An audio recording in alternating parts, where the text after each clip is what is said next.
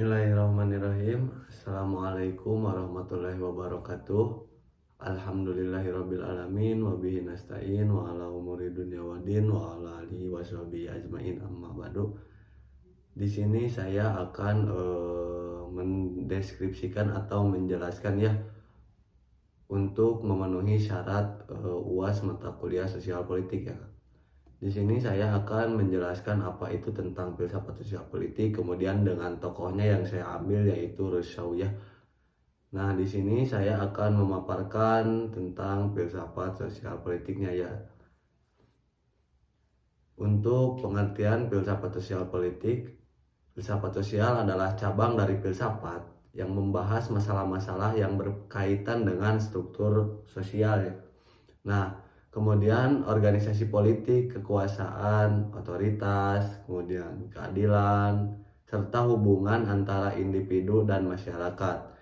Ini mencakup analisis tentang bagaimana masyarakat diatur, bagaimana kekuasaan didistribusikan ya kakak, dan bagaimana keputusan politik dibuat dan dijalankan. Nah, jadi filsafat sosial politik ini gak jauh beda kayak yang bersosial gitu, yang berpolitik. Nah, gitu ya. Tetapi di sini ada konsep utamanya tentang filsafat sosial politik. Apa itu? Ya, yang pertama itu kontrak sosial. Kontrak sosial apa? Kontrak sosial itu, kontrak sosial adalah konsep yang mendasari teori-teori politik di mana individu-individu itu secara sukarela menyetujui untuk membentuk masyarakat mentransfer sebagian hak-hak mereka. Nah, ke dalam sebuah entitas kolektif, negara atau pemerintahan untuk kepentingan bersama begitu ya. Jadi untuk mendasari teori-teori politik individu secara sukarela agar menjadi atau negara dan pemerintah untuk kepentingan bersama ya, gitulah intinya mah ya. Kemudian untuk tokoh-tokoh seperti Thomas Hobbes dan John Locke dan Jacques Rousseau merupakan pemikiran yang terkenal dalam pengembangan konsep kontrak sosial. Nah, nanti kita akan bahas ya kontrak sosial, filsafat sosial politik menurut Jean Rousseau ya. Nanti Rousseau juga ada kontrak sosialnya ya. Nanti kita akan sampaikan, pantengin dulu sampai habis ya. Yang kemudian yang kedua ada kedaulatan rakyat. Nah, kedaulatan rakyat itu adalah prinsip bahwa kekuasaan politik seharusnya berasal dari rakyat, warga negara kita ya, masyarakat. Nah, dan dijalankan sesuai dengan kehendak umum. Jadi dijalankan prinsip bahwa kekuasaan politik itu kehendak dari rakyat untuk rakyat kalau bahasa sekarangnya gitu ya kakak. Nah, kemudian untuk konsep ini menjadi landasan bagi teori demokrasi modern di mana legitimasi pemerintah dilihat dari persetujuan rakyat atau representasinya. Nah, jadi demokrasi modern di mana legitimasi pemerintah dilihat dari persetujuan rakyat atau dalam representasinya. Jadi kata saya tadi juga bahwasanya harusnya itu kedaulatan rakyat itu yang sekarang itu dari rakyat untuk rakyat, kembali lagi kepada rakyat begitu ya. Jadi belum disebut kedaulatan rakyat kalau tidak rakyatnya berdaulat, atau kalau tidak itu usulan dari rakyat. Jadi belum termasuk kedaulatan rakyat begitu ya. Kemudian yang ketiga dari konsep utama dalam filsafat sosial politik ada keadilan. Ada keadilan cenaka di yang ketiga dari konteks keadilan sosial politik ya kakak. Nah, pembahasan tentang apa yang merupakan keadilan dalam distribusi sumber daya, kesempatan, dan hak-hak di dalam masyarakat. Filsuf-filsuf seperti John Rawls kemudian memperluas diskusi tentang keadilan dengan teori sebagai kesetaraan, kesempatan, dan keadilan sebagai kedaulatan dalam republik begitu cenaka. Nah, sekarang kan zaman serba modern, apa-apa serba HP, apa-apa serba internet. Nah, dari yang saya tangkap dalam pelajaran filsafat nilai yaitu oleh Pak apa ya lupa lagi. Nah, kata kata Pak Arpan gini sih, nah, kalau adil sama keadilan itu berbeda ya. Sedangkan adil itu sebuah apa ya, sebuah kata bahasa, sedangkan keadilan itu ya nilai-nilai bahwasannya itu harus, nilai keadilan itu ya harus merata, harus apa gitu kayak. Nah, kemudian untuk selanjutnya itu yang keempat, dalam konsep utama dalam filsafat sosial politik itu ada kritik terhadap keadilan sosial, Kak. Nah, kata saya juga tadi bahwasannya keadilan ini masih apa ya, masih nggak mencakup keadilan, Kak, kalau di Indonesia itu. Di Indonesia itu keadilannya ya sangat sangat sangat minim kalau dibahasakan ya. Karena apakah kalau kalau zaman sekarang kan harus mendapatkan keadilan itu serba-serba harus viral, harus dengan bagaimana, harus semua orang tahu baru kita mendapatkan keadilan, kita mendapatkan apa yang harus sebenarnya kita dapatkan, begitu Kak. Jadi sekarang itu zaman modern, jadi serba apa yang harus kita dapatkan atau keadilan yang harus kita dapatkan itu harus melalui viral tersebut ya Kak. Kalau tidak viral kita tidak akan mendapatkan keadilan tersebut. Nah, kalau di zaman sekarang begitu ya.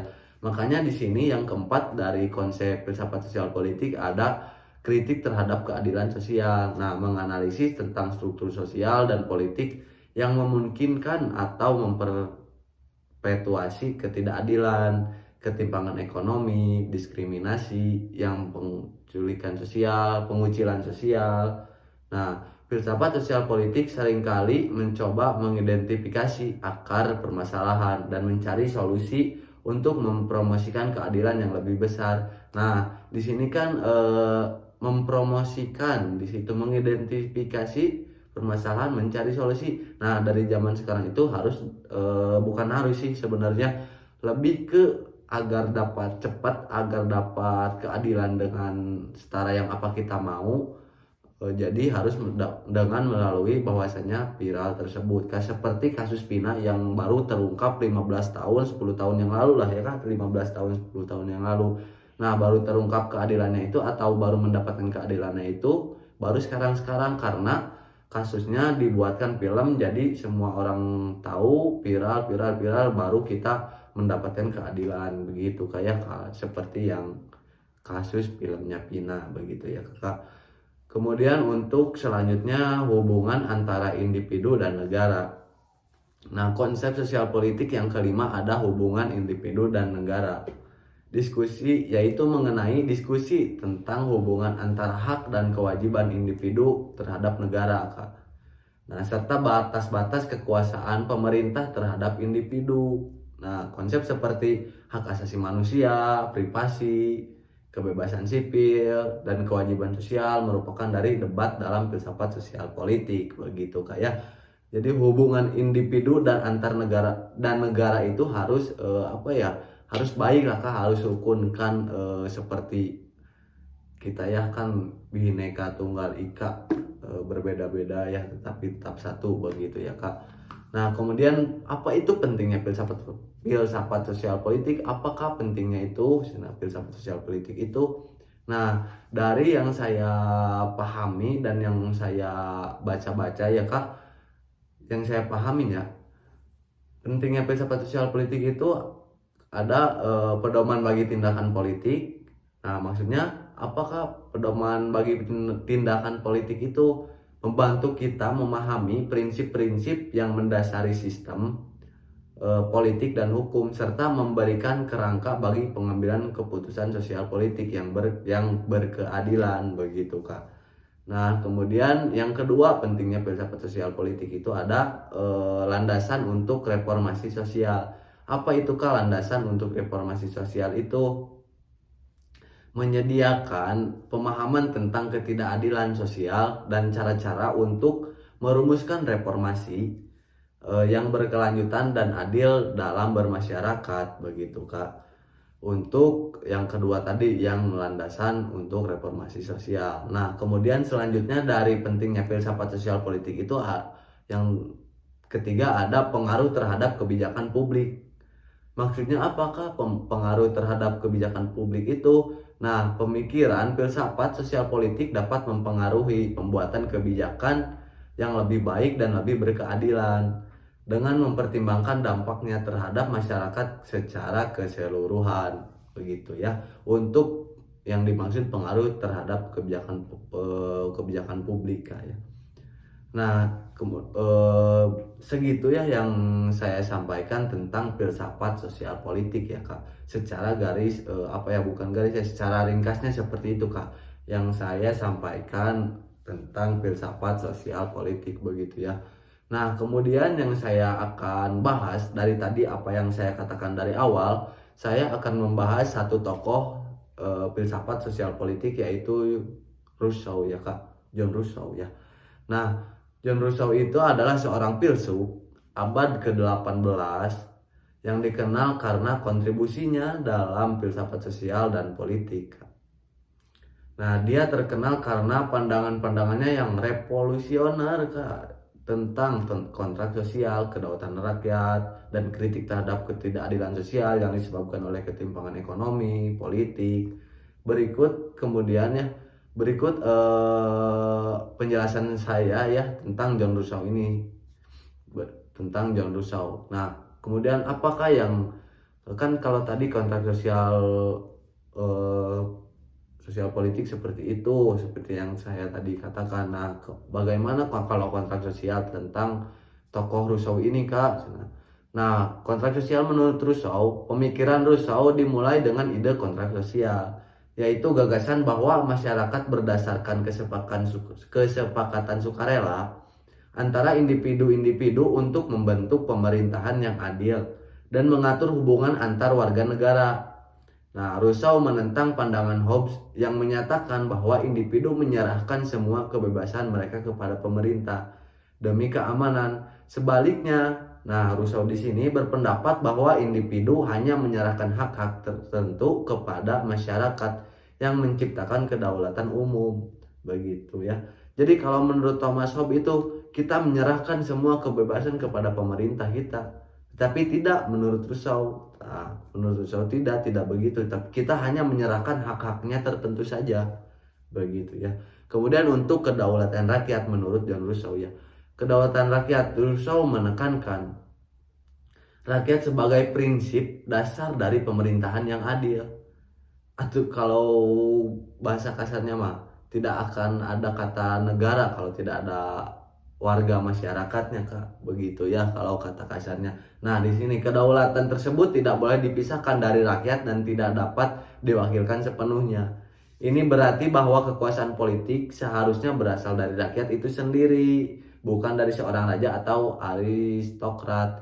Nah, kata saya tadi kalau misalkan sekarang ada raja, tapi kan gak akan disebut raja kalau tidak ada masyarakatnya sama warganya ya Kak, begitu sama rakyatnya. Jadi kedaulatan rakyat itu seperti yang tadi saya sampaikan, dari rakyat untuk rakyat dan kembali lagi untuk rakyat ya. Jadi kemaslahatan rakyat bersama itu kedaulatan rakyat ya. Nah, kemudian untuk ketidakadilan, kritik terhadap ketidakadilan sosial. Rousseau ini sangat kritis tentang terhadap ketidakadilan sosial yang disebabkan ketimpangan ekonomi dan politik. Dia percaya bahwa ketidaksetaraan sosial muncul dari kepemilikan pribadi dan mendorong pengabaian terhadap kepentingan umum, begitu. Rousseau mengusulkan agar masyarakat mengembalikan keadilan alami di mana keadilan dan kesetaraan sosial dapat dijaga, begitu kayak.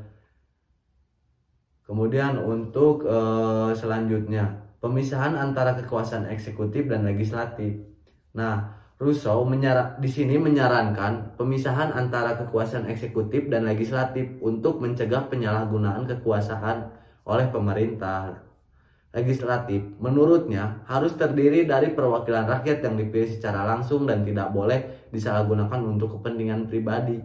Jadi pada dasarnya seperti kayak perwakilan rakyat itu kan bahasanya juga untuk perwakilan rakyat dan tidak disalahgunakan untuk kepentingan dirinya sendiri, untuk kerjaan diri sendiri, tapi harus mementingkan juga rakyat bahwasanya dia itu adalah perwakilan rakyat, begitu ya.